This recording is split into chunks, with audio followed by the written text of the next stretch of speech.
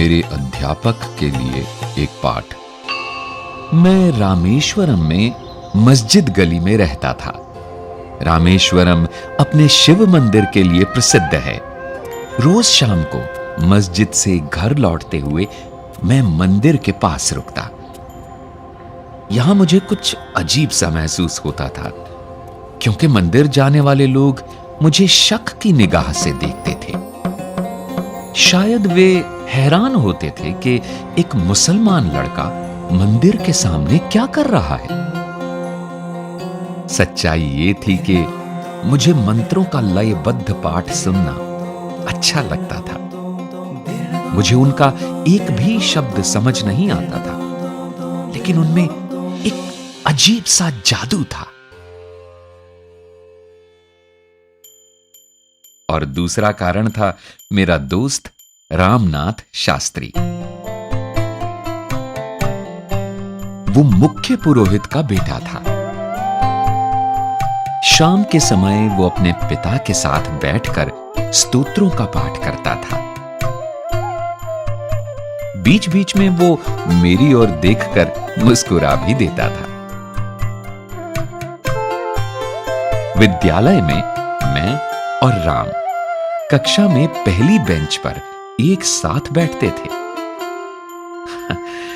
हम भाइयों जैसे थे।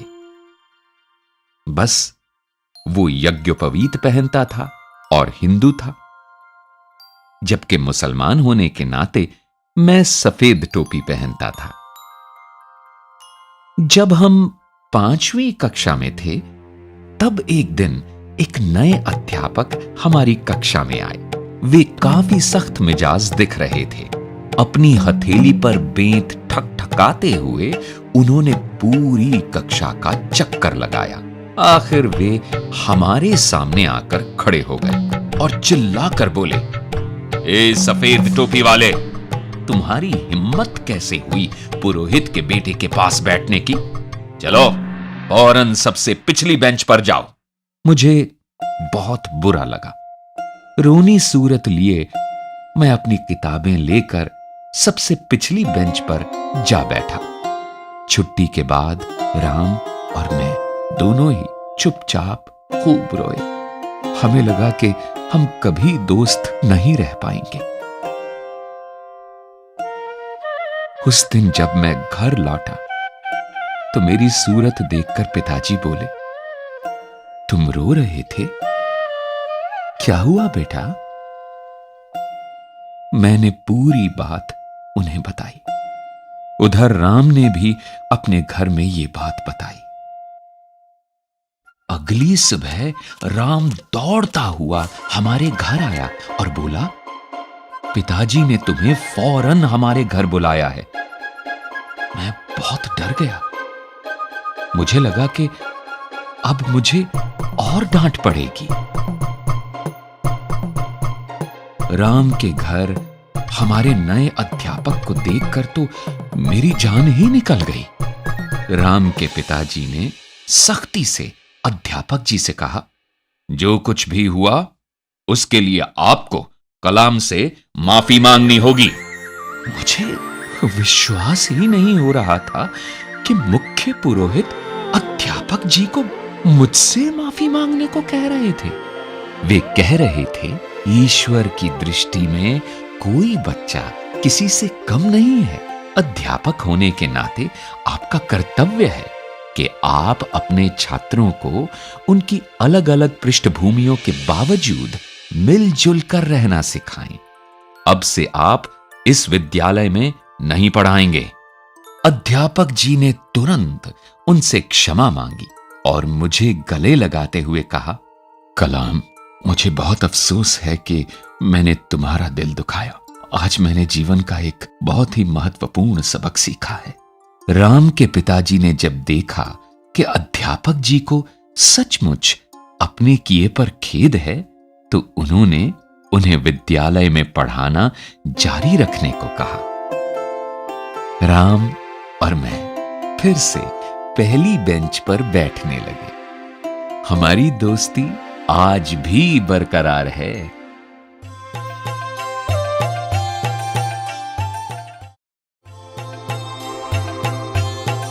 मैं प्रथम आया।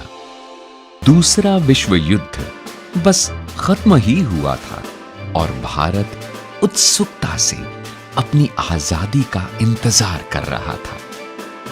रेडियो पर अक्सर सुनाई देता था कि गांधी जी ने घोषणा की है, भारतवासी अपने भारत का निर्माण खुद करेंगे। देश अभूतपूर्व आशा से भरा था। मैं मन ही मन अपने देश के लिए कुछ करना चाहता था।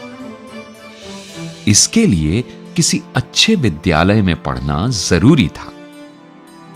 लेकिन मैं अपने माता पिता से यह बात कहने का साहस नहीं जुटा पाता था, क्योंकि मैं जानता था कि वे मुझे अच्छे विद्यालय में नहीं पढ़ा पाएंगे। एक दिन मुझे अचरज में डालते हुए मेरे पिताजी ने मुझसे कहा, अब्दुल, मैं जानता हूं कि तुम्हारे मन में आगे पढ़ने की कितनी इच्छा है। हम अनपढ़ लोग हैं, लेकिन मैंने और तुम्हारी मां ने तुम्हें लेकर बहुत ऊंचे सपने देखे हैं। तुम फिक्र मत करो, जैसे भी हो हम पैसों का इंतजाम करेंगे ताकि तुम अच्छे विद्यालय में पढ़ सको। रामेश्वरम से दूर समुद्र पार चहल पहल भरे रामनाथपुरम शहर में था द श्वार्ट्ज स्कूल। मेरे भैया मुझे वहां ले गए और मेरा दाखिला करवा दिया। वो बहुत अच्छा विद्यालय था। उन दिनों आजकल की तरह बिजली के पंखे नहीं होते थे। मौसम गर्म और उमस भरा होता तो छात्रों को पेड़ों के नीचे बैठाकर पढ़ाया जाता। दूसरे विषय की कक्षा में जाने का मतलब होता था दौड़कर दूसरे पेड़ के नीचे जाना। एक दिन मैं जल्दी में गलत कक्षा में चला गया। वहां हमारे गणित के अध्यापक पढ़ा रहे थे। वे चश्मे में से मुझे घूरते हुए बोले, अगर तुम सही कक्षा नहीं ढूंढ सकते तो तुम इस विद्यालय में क्या कर रहे हो? तुम्हें तो अपने गांव लौट जाना चाहिए जहां से तुम आए हो। फिर उन्होंने मेरी गर्दन पकड़ी और पूरी कक्षा के सामने मुझे बेंत लगाए। मेरा दिल टूट गया। मुझे इस विद्यालय में भेजने के लिए मेरे परिवार ने बहुत त्याग किया था। कभी कभी मुझे घर की बहुत याद आती थी, लेकिन मैंने ठान लिया था कि मैं अपने परिवार का नाम जरूर रोशन करूंगा। उस दिन मैंने निश्चय कर लिया कि मैं सिर्फ अच्छा छात्र ही नहीं बनूंगा, बल्कि सबसे अच्छा छात्र बनूंगा। मैं दिन रात पढ़ाई में जुट गया। कुछ महीनों बाद जब परीक्षा का परिणाम आया तो मुझे गणित में पूरे अंक मिले थे। मैं उत्साह से भर उठा। अगली सुबह प्रार्थना के बाद मुझे दंडित करने वाले गणित के अध्यापक जी खड़े हुए और मुस्कुराकर बोले, मैं जिसे भी बेंत लगाता हूं वह महान बन जाता है। उनकी बात सुनकर सब लोग हंसने लगे। फिर अध्यापक जी ने पूरी बात बताई और मेरी ओर इशारा करते हुए बोले, मेरी बात याद रखना, एक दिन ये लड़का इस विद्यालय और अध्यापकों का मान जरूर बढ़ाएगा। अध्यापक जी की बात सुनकर मैं पहले हुए अपने अपमान की कड़वाहट भूल गया। उस सत्र के खत्म होने पर जब मैं अपने घर लौटा तो हमारे परिवार ने बहुत खुशियां मनाई। मेरी मां ने घर पर ही मिठाई बनाई और पिताजी ने पूरे रामेश्वरम में मिठाई बांटी। और उस दिन मुझे लगा कि मैं भी किसी लायक हूं। लेकिन अभी बहुत कुछ पाना बाकी था।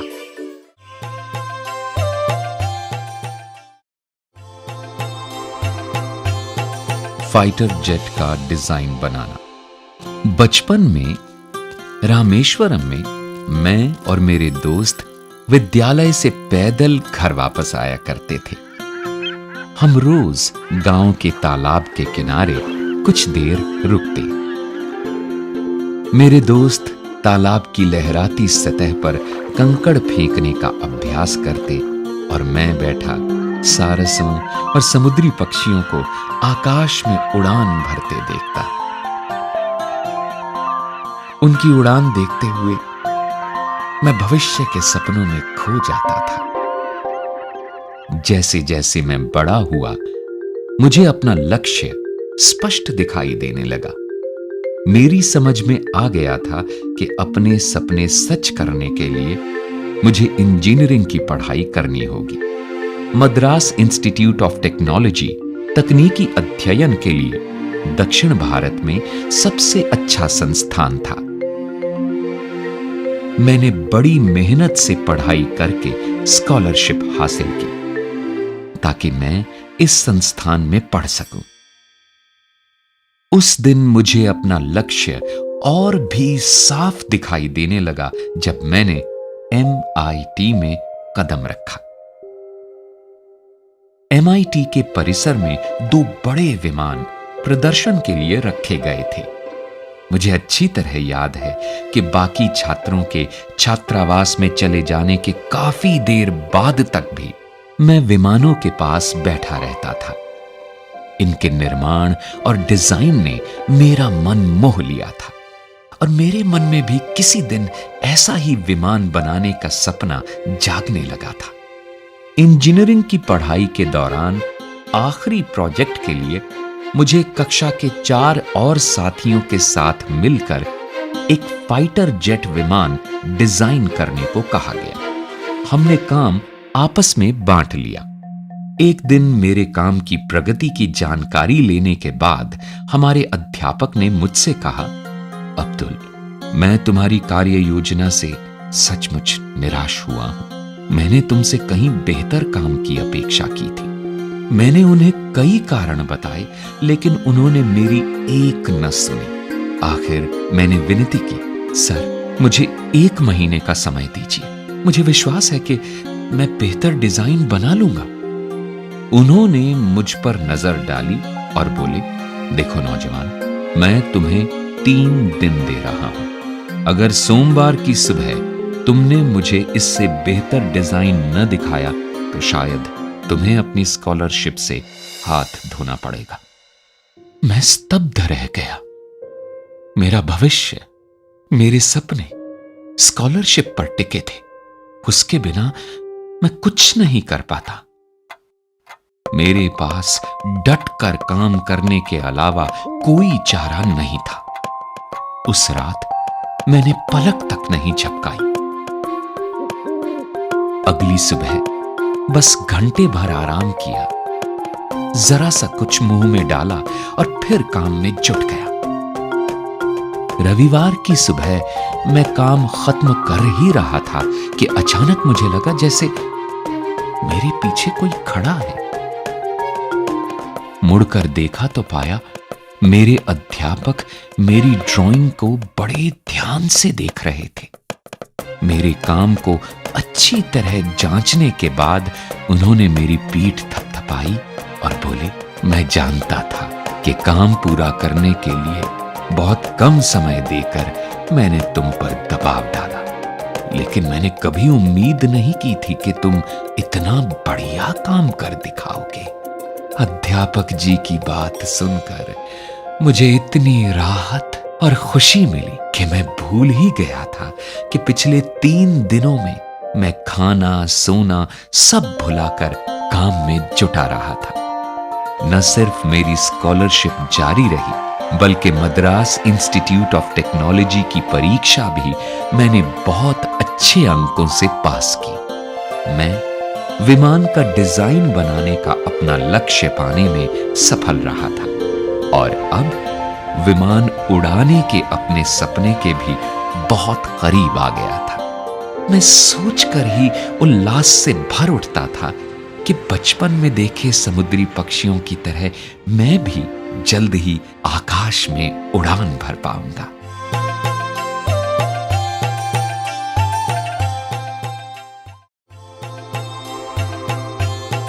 असफलता से सफलता की ओर आखिरकार प्रक्षेपण की घड़ी आ ही पहुंची। इस क्षण के लिए हम लोगों ने 7 बरस अथक परिश्रम किया था। हमारे दल के सभी लोग सांस थामे भारत के पहले उपग्रह प्रक्षेपण यान यानी सैटेलाइट लॉन्च व्हीकल SLV-3 के प्रक्षेपण की प्रतीक्षा कर रहे थे। उल्टी गिनती शुरू हुई। 10, 9, 8, 7, 6, 5, 4, 3, 2, 1, lift off! पहले चरण का प्रदर्शन बहुत बढ़िया रहा। हम मंत्रमुग्ध खड़े देख रहे थे। हमारी आशाएं SLV-3 के रूप में उड़ान भर रही थी।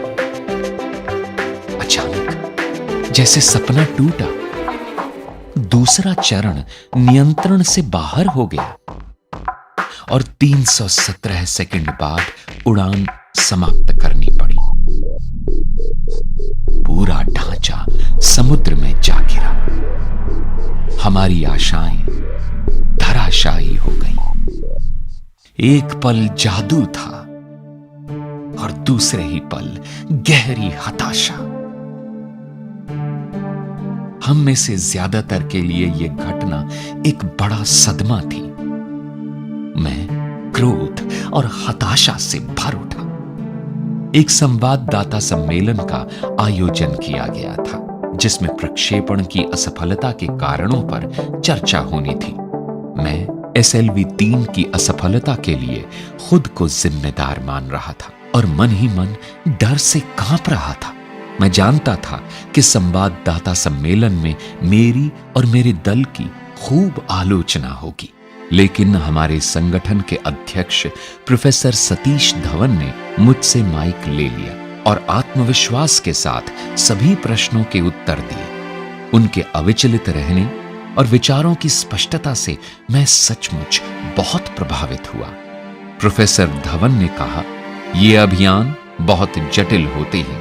हमें पता लगाना होगा कि गलती कहां हुई, गलती ठीक करनी है और फिर निश्चित रूप से देखना है कि ऐसी गलती दोहराई न जाए। और फिर उन्होंने कहा, मुझे पूरा विश्वास है कि ठीक 1 साल के अंदर हम एक उपग्रह को सफलतापूर्वक पृथ्वी की कक्षा में स्थापित करने का लक्ष्य प्राप्त कर पाएंगे। उनके इस वाक्य ने मेरी बहुत हिम्मत बंधाई और मैं जोश से भर उठा। पिछले सप्ताह भर मैं नाम मात्र ही सोया था। मैं सीधा अपने कमरे में गया और बिस्तर पर जा गिरा। ठीक 1 साल बाद 18 जुलाई 1980 को एक बार फिर पूरे देश की निगाहें हम पर थी। भारतीय अंतरिक्ष कार्यक्रम का भविष्य बदल देने वाले प्रक्षेपण की घड़ी आ पहुंची थी। तड़के ही SLV-3 ने उड़ान भरी। उपग्रह कक्षा में सफलतापूर्वक स्थापित हो चुका था और तब मैंने अपने जीवन के सबसे महत्वपूर्ण शब्द बोले।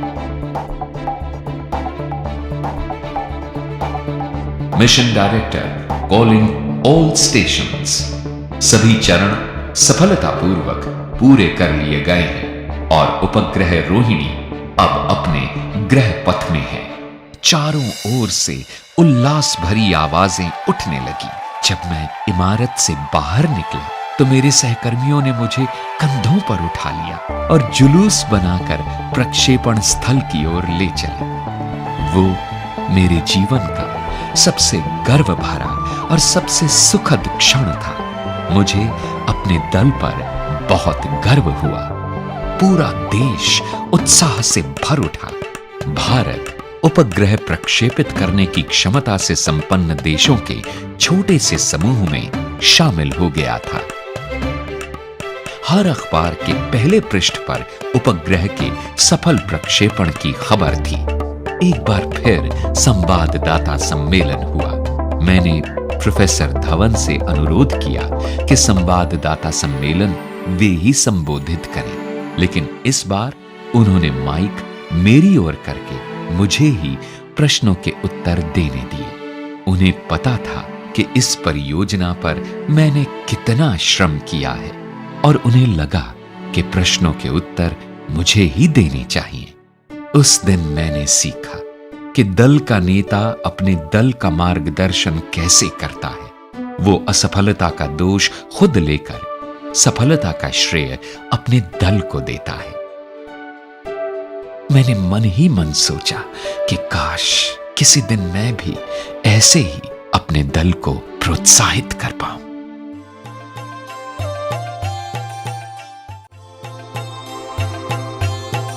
Missile man.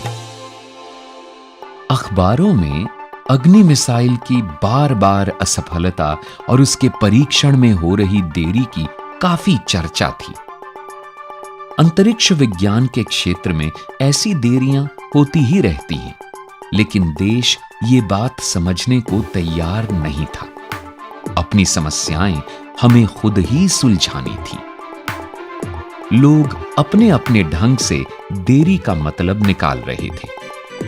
अमूल के एक विज्ञापन में तो हंसी हंसी में यहां तक सुझाव दे डाला गया कि अग्नि को चलाने के लिए उन्हें अमूल मक्खन का इस्तेमाल ईंधन के तौर पर करना चाहिए। परीक्षण में देर होने के कारण अखबार हाथ धोकर हमारे पीछे पड़े थे और बार बार की असफलता से मेरे दल का मनोबल टूट चुका था।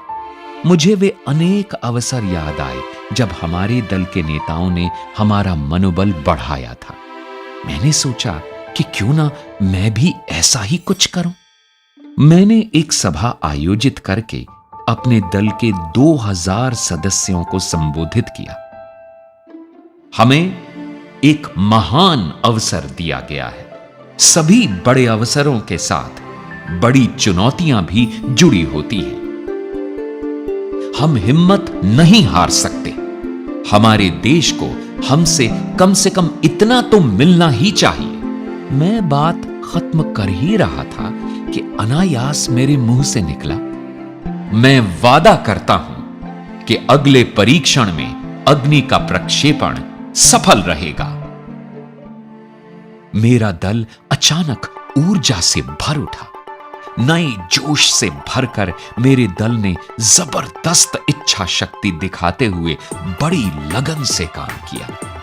आखिर प्रक्षेपण की तारीख 22 मई 1989 तय हुई। सेना के जनरल और रक्षा मंत्री जैसे गणमान्य व्यक्ति प्रक्षेपण देखने आए। प्रक्षेपण से पहली रात हम पूर्णिमा की चांदनी में दमकते समुद्र तट पर सैर के लिए गए। गरजती लहरें चट्टानों से टकरा रही थीं। हम सभी के मन में यह प्रश्न घुमड़ रहा था कि क्या कल अग्नि का प्रक्षेपण सफल रहेगा, लेकिन इस बारे में कोई भी कुछ बोलना नहीं चाहता था। आखिर रक्षा मंत्री ने चुप्पी तोड़ी और मुझसे पूछा, कलाम, कल हमें अग्नि की सफलता की खुशी कैसे मनानी चाहिए? तुम्हारी क्या इच्छा है? प्रश्न सरल था, लेकिन मैं तुरंत उसका उत्तर नहीं दे पाया। सोचने लगा कि मुझे क्या चाहिए। मेरे पास क्या नहीं था। और तभी मुझे एक ख्याल आया। मैंने कहा, हमें अपने शोध केंद्र में 1 लाख पौधे रोपने हैं। रक्षा मंत्री का चेहरा चमक उठा। उन्होंने गदगद होकर भविष्यवाणी की, अग्नि की सफलता के लिए धरती माता तुम्हें आशीर्वाद देगी।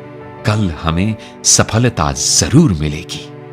अगले दिन सुबह 7:10 पर अग्नि का प्रक्षेपण हुआ, एकदम बाधा रहित और त्रुटिहीन। यह बिल्कुल ऐसा ही था जैसे कोई बुरे सपने के बाद जागे और पाए कि उज्जवल सवेरा उसका स्वागत कर रहा है। विभिन्न कार्य केंद्रों पर 5 वर्षों तक लगातार चले काम का अच्छा परिणाम मिला था। कुल 600 सेकंड की सुंदर उड़ान ने हमारी सारी थकान को पोंछ डाला।